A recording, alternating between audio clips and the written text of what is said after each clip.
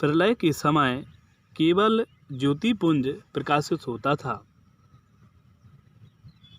यह ज्योतिपुंज हजारों सूर्यों जैसा प्रकाशमान था। इसमें तीनों धाम छिपे हुए हैं। तीनों धामों से ऊपर नित्य गोलोक धाम है। गोलोक धाम में श्री कृष्णचंद्र विराजमान थे। उनके अलावा विश्व में कोई भी तत्व अस्तित्व में नहीं था। ना धरती थी, ना सूर्य चंद्र तारागण थे, अग्नि वायु यह सब भी नहीं थे।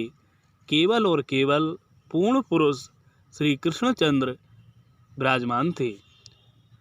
जब श्री कृष्ण ने देखा कि सभी तत्वों का नाश हो गया है, तब श्री कृष्ण ने 3 मूर्तिमान गुण प्रकट किए। इन गुणों से ही महत्व तत्व, अहंकार, पंच तन्मात्रा यह सब प्रकट हुए। फिर भगवान श्री कृष्ण ने नारायण देव को प्रकट किया। अपने वाम भाग से महादेव प्रकट हुए। नाभि कमल से ब्रह्मा जी प्रकट हुए। छाती से धर्म प्रकट हुए। धर्म से उनकी शक्ति मूर्ति देवी प्रकट हुई। श्री कृष्ण के मन से महालक्ष्मी प्रकट हुई। मुख से सरस्वती देवी प्रकट हुई। जिह्वा से सावित्री देवी प्रकट हुई। यह सब कृष्ण आज्ञा से दिव्य सिंहासनों पर विराजे। तब भगवान श्री कृष्ण के मन से कामदेव प्रकट हुए। कामदेव से उनकी शक्ति रति देवी प्रकट हुई। ईश्वर इच्छा से कामदेव ने अपने सभी बाणों का परीक्षण किया। तब ब्रह्मा जी का तेज अग्नि के रूप में उद्दीप्त हो उठा। वह अग्नि फैलने लगी। तब श्री कृष्ण ने निश्वास वायु से जल की रचना की। उस जल से सारा सूना विश्व व्याप्त हो गया। उसी जल की थोड़ी सी बूंदों से वह अग्नि बुझ गई। तब जल के अधिष्ठात्र देवता वरुण देव प्रकट हुए। वरुण देव से उनकी शक्ति प्रकट हुई। अग्नि के अधिष्ठात्र देवता अग्निदेव प्रकट हुए। अग्नि के वाम भाग से स्वाहा देवी प्रकट हुई। श्री कृष्ण की वायु से वायु देवता प्रकट हुए और उनसे उनकी शक्ति प्रकट हुई। इन सबको प्रकट कर फिर भगवान श्री कृष्ण का तेज जल में गिरा। वह तेज 1000 वर्षों के बाद एक अंडे के रूप में उत्पन्न हुआ। उसी अंडे से महाविराट पुरुष प्रकट हुए। इन्हें ही महाविष्णु कहा जाता है। इन देवगणों को साथ में लेकर भगवान श्री कृष्णचंद्र रासमंडल में आए। रासमंडल के चारों ओर अनेकों कल्प वृक्ष लगे थे। रासमंडल की भूमि रत्नमयी थी। यहाँ हजारों मंडप बने हुए थे। इन सबको देखकर सारे देवगण देवियाँ सब आश्चर्यचकित हो गए। इतने में ही श्री कृष्ण के विग्रह से राधा देवी प्रकट हुई। उन्होंने कमल पुष्प लेकर श्री चरणों में समर्पित किया।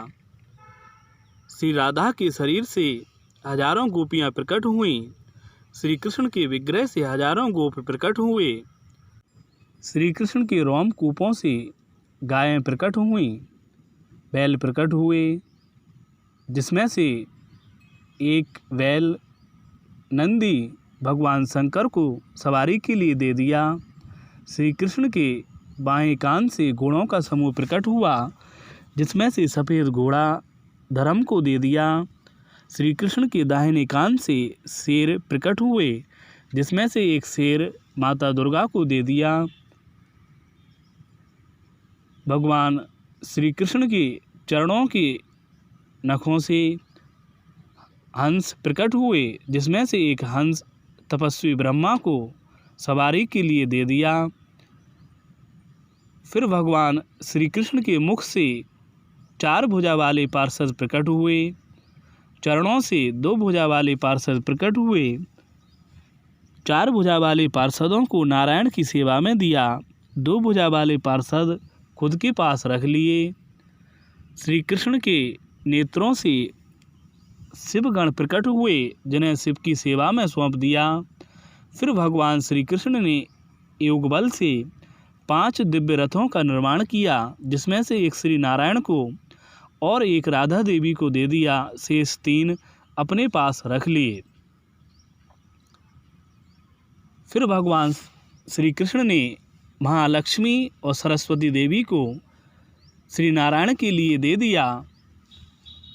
इसके बाद उन्होंने धर्म के लिए मूर्ति दी, कामदेव को रति दी, ब्रह्मा जी को सावित्री दी। इस प्रकार से भगवान ने व्यवस्था की। फिर भगवान सदाशिव से कहा, हे देव, आप प्रकृति देवी को ग्रहण करें। तब भगवान शंकर ने हंसकर उन्हें ग्रहण करने से मना कर दिया और बोले, प्रभु, मैं तो आपकी भक्ति करना चाहता हूँ। उठते बैठते सोते जागते हर समय मेरा चित्त आप में लगा रहे, यही मुझ पर कृपा करें। तब श्री कृष्ण मुस्कुरा दिए और बोले, देव, आप केवल महापुरुष नहीं हैं, आप साक्षात ईश्वर हैं। मुझ में और आप में कोई अंतर नहीं है। आप पूरे 100 कोटि कल्पों तक मेरी सेवा करो, इसके बाद आप देवी सेवा को ग्रहण करोगे। फिर ब्रह्मा जी से कहा, हे विधाता, पूरे 1000 दिव्य वर्षों तक तुम मेरी प्रसन्नता के लिए तप करो, फिर सृष्टि रचना करना। इस प्रकार सभी देवों को आवश्यक कर्तव्य बताकर आज्ञा दे श्री कृष्ण राधा के साथ वृंदावन में चले गए। तब भगवान ब्रह्मा जी ने, जो महाविष्णु कारणवारी जल में शयन कर रहे थे, उनके कानों के मल से 2 दैत्य प्रकट हुए, मधु और कैटव। वह इन ब्रह्मा जी को मार डालने के लिए उद्यत हो गए। तब श्री नारायण ने सुदर्शन चक्र से उन दोनों का सिर धड़ से अलग कर दिया। फिर बाद में ब्रह्मा जी ने 7 पर्वतों की, 7 द्वीपों की, 7 नदियों की सृष्टि की, 7 पातालों का निर्माण किया, 7 स्वर्ग बनाए। इस प्रकार से यह जो समूचा ब्रह्मांड है, ब्रह्मा जी के अधिकार में है। ऐसे अगणित ब्रह्मांड हैं और महाविष्णु के रोमकूपों में उनकी स्थिति है। प्रत्येक ब्रह्मांड में ब्रह्मा, विष्णु और शंकर रहते हैं, शासन करते हैं। इन सबके एकमात्र स्वामी श्री नारायण हैं और श्री नारायण भगवान श्री कृष्ण के स्वरूप हैं। यह जो सारी जानकारी है ब्रह्म वैवर्त पुराण में आई है। विद्वान समझदार व्यक्ति इसका अध्ययन करें। धन्यवाद।